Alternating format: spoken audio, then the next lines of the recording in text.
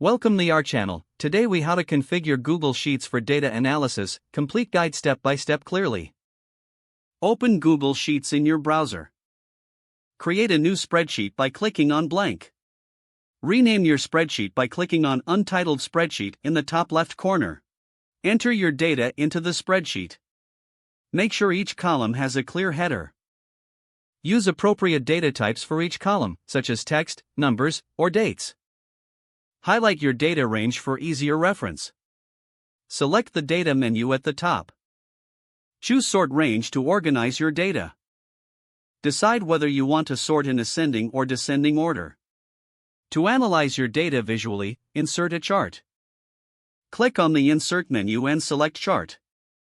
In the chart editor, choose the chart type that best represents your data.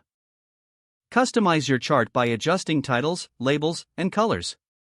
Add filters to your data by selecting the Data menu again. Click on Create a Filter. This will add drop-downs to your headers for easy filtering.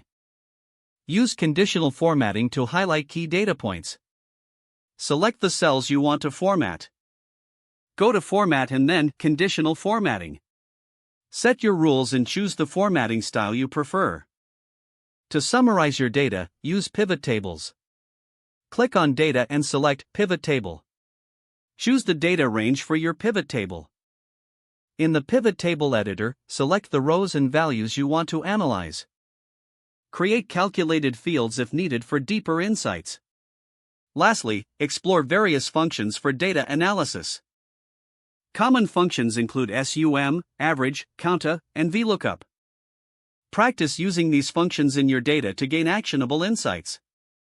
Once you've configured everything, review your setup for any errors.